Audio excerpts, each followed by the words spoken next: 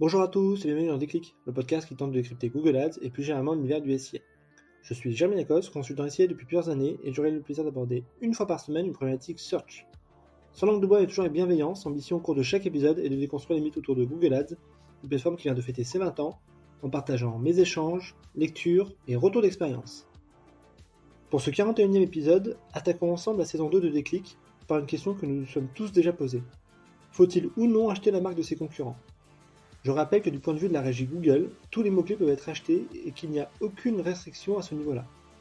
Il y a même eu un procès interflora contre FloraJet en 2015 sur cette question, où le TGI de Paris s'est prononcé en faveur de l'autorisation pour les marques d'acheter le mot-clé concurrent.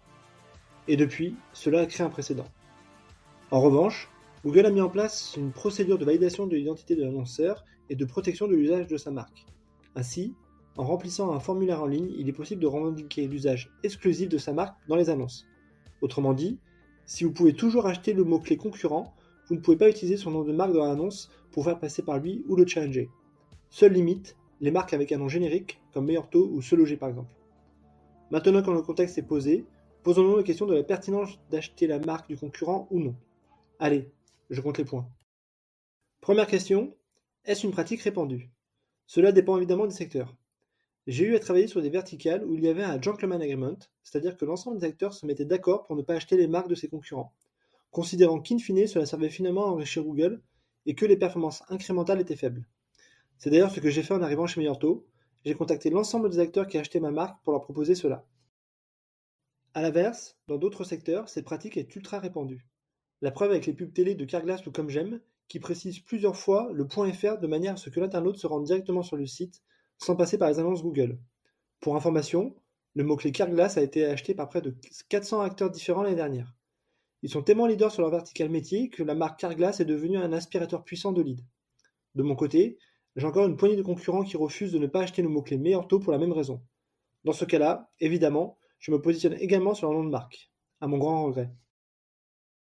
La deuxième question, comment les identifier ? Il n'est pas toujours évident de le faire car les concurrents peuvent être assez malins pour passer en dessous des radars. Évidemment, vous pouvez vous en rendre compte au hasard d'une requête sur votre marque, mais il est possible également que les concurrents n'achètent votre marque que dans certains contextes, sur mobile, pour certaines villes, ou même sur des requêtes type marque plus déclinaison. Dans ces cas-là, utilisez bien l'analyse des enchères pour identifier ce genre de pratique, ou sinon vous pouvez recourir à des sociétés comme Modibrand qui ont automatisé l'identification du positionnement concurrentiel sur votre marque. La troisième question, comment réagir ? Une fois que vous avez identifié qu'un concurrent se positionne sur votre marque, vous avez plusieurs possibilités d'action. La première et souvent la meilleure est de rentrer en contact avec votre homologue pour lui demander d'arrêter.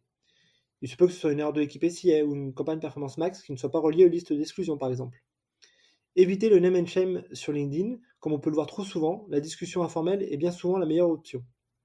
A l'inverse, si le concurrent ne répond pas ou justifie sa stratégie, dans ce cas-là, achetez votre marque et également la sienne. 8 fois sur 10, cela met fin au débat. La quatrième question, dans quel contexte l'acheter ? Vous l'avez compris, je suis plutôt partisan de ne pas acheter les marques des concurrents pour deux raisons. Cela profite souvent uniquement à Google et les CPL sont souvent élevés. Néanmoins, il m'arrive parfois d'aller sur ce terrain pour diverses raisons. La première, lorsqu'un concurrent achète ma marque, donc en pure logique de représailles, après les discussions aient échoué. La deuxième, lorsque j'ai un important besoin de lead, donc de façon très ponctuelle.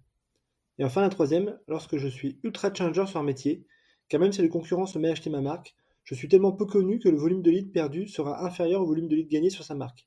C'est l'effet David contre Goliath. Une pratique qui m'a fait sourire dernièrement, Canva qui achète des mots-clés type alternative à Canva ou concurrent Canva et qui dans ses annonces commence par il n'y a pas d'alternative à Canva. Je trouve cela très malin. A l'inverse, je ne suis pas du tout partisan de se faire passer pour le concurrent. C'est ce qui arrive par exemple à Opodo qui pour une raison qui m'échappe n'a pas protégé sa marque.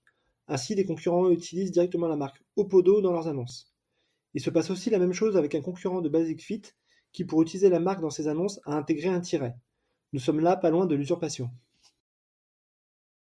La cinquième question, dans quel contexte ne pas l'acheter ?